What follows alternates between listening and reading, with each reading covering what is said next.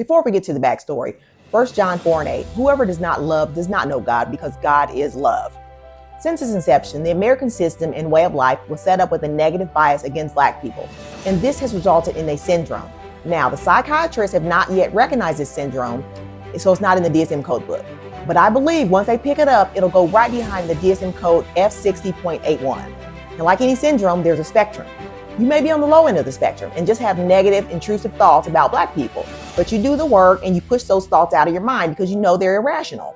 Now, if you have the full-blown syndrome, you are probably constantly putting out lies and tropes about Black people stemming from slavery, like we have low IQs, we're lazy, we're like apes. Typically your mission in life is to destroy and dismantle any program that helps Black people, like DEI, affirmative action. And by the way, those same programs helped a whole lot of white women, other minorities, veterans, poor people, and disabled people. So either you're cutting off your nose to spite your face, or you have gender bias about white women's advancement, or you're just uninformed about the fact that these programs didn't just help Black people. Okay, getting back to it. You're always also finding new and creative ways to suppress our votes or just make our lives uncomfortable. And I believe this syndrome contributes to healthcare disparities and worsening race relations in America. Now, getting back to a couple of those stereotypes stemming from slavery. Low IQ. Did you know that slaves brought their extensive knowledge about herbal remedies from West and Central Africa and used it to treat slaves? They were often women, and they called them root doctors. Sometimes slaveholders relied on these healers rather than pay for a doctor. In fact, sassafras and cotton root bark are well-documented examples of knowledge that moved from Black healers into wider use, frequently without credit. Another example, Onesimus. He was a slave owned by Puritan minister Cotton Mather in Boston. In 1716, Onesimus told Mather about a form of inoculation which had been common practice in Africa for hundreds of years. There, they used it to prevent smallpox. The technique involved rubbing pus from a person infected with smallpox into an open wound of an uninfected person.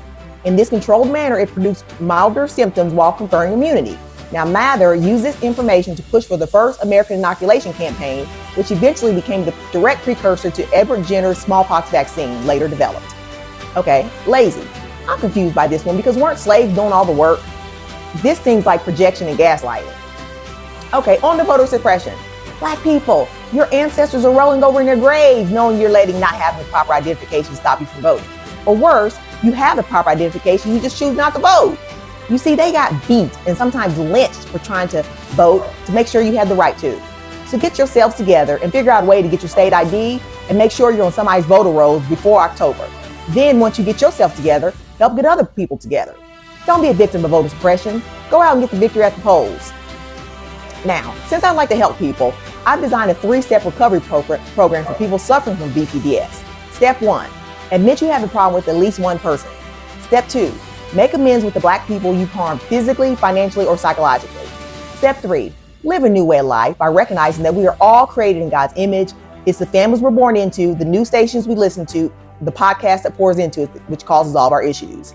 Take this opportunity to read the book Caste by Isabel Wilkerson or Medical Apartheid by Harriet Washington, and do it in a book club so you'll have some support and can process the information. And we still should be fighting this division from the womb to the tomb.